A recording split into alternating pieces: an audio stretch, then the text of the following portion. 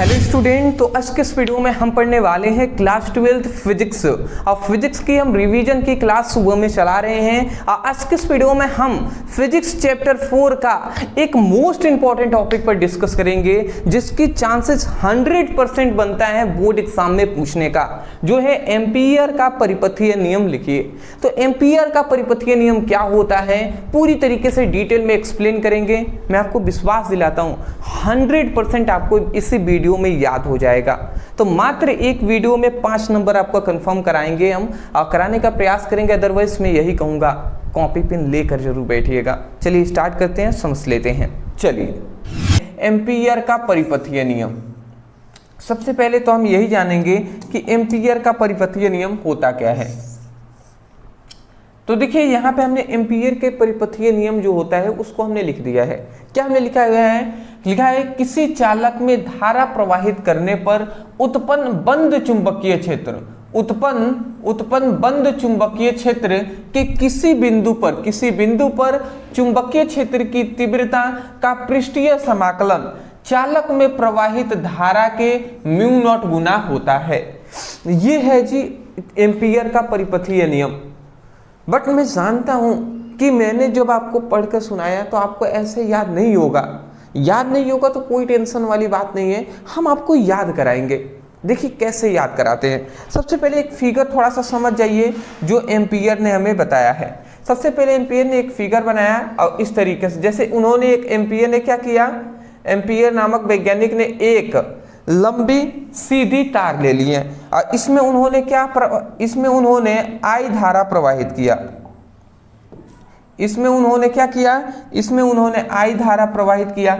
अब जैसे इसमें आई धारा प्रवाहित किए तो इस चैप्टर में हम पढ़ ही रहे हैं कि ऑस्टेड एक वैज्ञानिक थे, उन्होंने प्रयोग किया। तो उन्होंने यही बताया कि कोई भी धारावाही कोई भी चालक तार है, यदि उसमें हम धारा प्रवाहित करते हैं तो उसके चारों ओर चुंबकीय क्षेत्र उत्पन्न होता है। तो इसी प्रकार इसमें भी हमने क्या किया है, इसमें भी हमने धारा प्रवाहित किया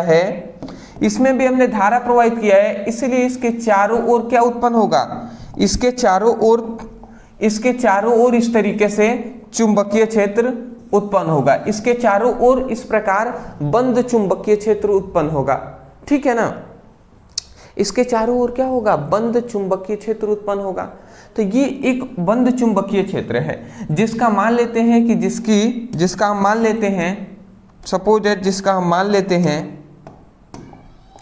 कि जिसकी त्रिज्या क्या है, जिसकी त्रिज्या r है। और यहाँ पे एक अल्पांश बिंदु है जो है dl, और इस dl पर चुंबकीय क्षेत्र की तीव्रता है वो है b।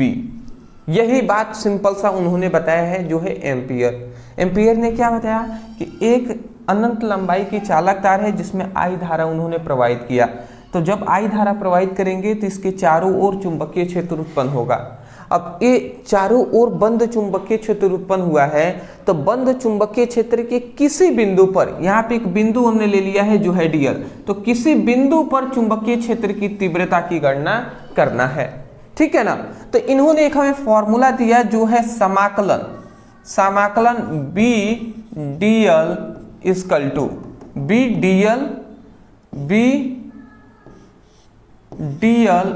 To mu not into I. ये इन्होंने सबसे पहले तो इन्होंने फॉर्मूला दिया है। ये आप देख लीजिए, ये इन्होंने क्या दिया है, ये एक फॉर्मूला दिया है।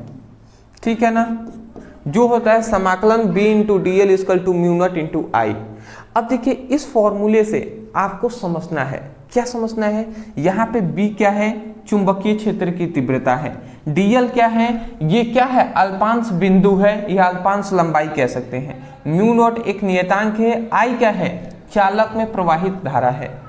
तो एम्पियर ने हमें क्या बताया कि यदि किसी चालक में धारा प्रवाहित करने पर उत्पन्न बंद चुंबकीय क्षेत्र, क्या हमने कहा कि किसी चालक में धारा प्रवाहित करने पर उत्पन्न बंद चुंबकीय क्षेत्र के किसी बिंदु पर चुंबकीय क्षेत्र की तीव्रता का पृष्ठीय समाकलन चालक में प्रवाहित धारा के म्यू नॉट गुना होता है। सिंपल सा तो है, अगर आप याद करना चाहें, अब फोकस के साथ समझे तो याद हो जाएगा दोस्त। देखिए हम क्या कह रहे हैं, यहीं से हम ये जो नियम है ना बोल रहे हैं, हम कहेंगे कि किसी चालक में आई धारा, मतलब किसी चालक में धारा प्रवाहित करने पर उत्पन्न बंद चुंबकीय क्षेत्र के किसी बिंदु पर चुंबकीय क्षेत्र की तीव्रता का पृष्ठीय समाकलन चालक में प्रवाहित धारा के म्यू नॉट गुना होता है। तो वही बात हमने यहाँ पे लिखा है कि किसी चालक में धारा प्रवाहित करने पर उत्पन्न बंद चुंबकीय क्षेत्र के किसी बिंदु पर चुंबकीय क्षेत्र की तीव्रता का पृष्ठीय समाकलन चालक में प्रवाहित धारा के म्यू नॉट गुना होता है। यही तो है जी। तो मैं आशा करता हूं कि एम्पीयर का परिपथीय नियम आपको याद हो गया होगा। अगर जिन विद्यार्थियों को थोड़ा याद नहीं हुआ उनसे मैं कहूँगा कि आप पीछे ले जाइए वीडियो को, एक दो बार जब मैंने इसको देखकर ही परिभाषा किया उसको बार बार रिवीजन कीजिए, बार बार उसको सुनिए, रिपीट करके सुनिए, सुनकर ही आपको याद हो जाएगा। ठीक है ना। तो ये था हमारे एम्पीयर का परिपथीय नियम। फिर इस फॉर्मूले को लिख लीजिएगा, ये फिगर आप बना लीजिएगा। ठीक है। अब हमें इस फॉर्मूले को प्रूफ भी करना होता है। देखिए ये दो तरीके से क्वेश्चन पूछता है, एक तो 3 मार्क्स में, एक आपका 5 मार्क्स में। अगर 3 मार्क्स में पूछे या 2 मार्क्स 3 मार्क्स में पूछे, 2 मार्क्स में भी पूछ सकता है, 2 मार्क्स 3 मार्क्स में पूछता है, तो आपको ओनली ये इतना लिख देना है, फिगर बना देंगे, काम कंप्लीट हो जाएगा। बट यदि आपको 5 नंबर में पूछता है तो आपको ये जो डेरिवेशन, ये जो फॉर्मूला है जो एम्पीयर का परिपथीय नियम के लिए एक समीकरण जो मिला है, इसको प्रूफ भी करना होगा। तो चलिए अब हम प्रूफ करके भी दिखा देते हैं। ठीक है ना। तो हम यहाँ पे लिखते हैं प्रूफ, मतलब सिद्ध। अब हम इसको सिद्ध करेंगे। तो सिद्ध करने के लिए सबसे पहले बायो-सेवर्ट का नियम हमने पढ़ा हुआ है, तो बायो-सेवर्ट के नियम का पहला अनुप्रयोग आप पढ़ेंगे तो उसमें बताया गया है कि एक सीधी धारावाही चालक के कारण r दूरी पर उत्पन्न चुंबकीय क्षेत्र की तीव्रता, मतलब चालक से r दूरी पर उत्पन्न चुंबकीय क्षेत्र की तीव्रता के लिए उन्होंने फॉर्मूला दिया है। तो क्या दिया है, यही बात हम लिखेंगे। बायो-सेवर्ट के अनुप्रयोग से हम जानते हैं, क्या हम जानते हैं, हम यहाँ पे लिख देते हैं कि चालक से r दूरी पर उत्पन्न चुंबकीय क्षेत्र की तीव्रता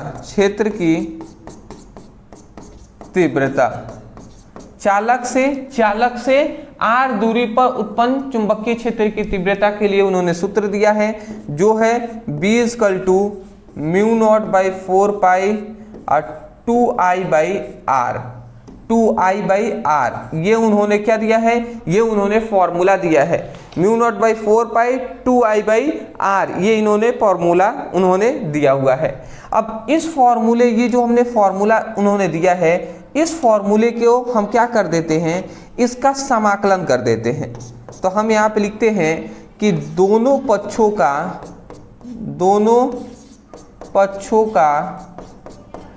dl के सापेक्ष, dl मतलब अल्पांश, ये जो बिंदु है या अल्पांश लंबाई है, इसके सापेक्ष करें, dl के सापेक्ष समाकलन करने पर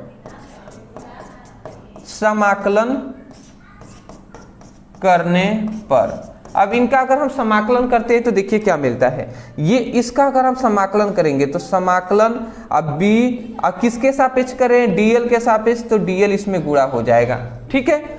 अब इसका भी हम समाकलन करेंगे तो ये हमारा समाकलन हो जाएगा, ये हमारा क्या हो जाएगा, μ0/4 पाई 2I/r हो गया। अब किसके सापेक्ष करें, dl के सापेक्ष, तो dl से इसमें गुणा करा देंगे। तो इस तरीके से ये हो गया जी। अब आगे बढ़कर देख लेते हैं हम,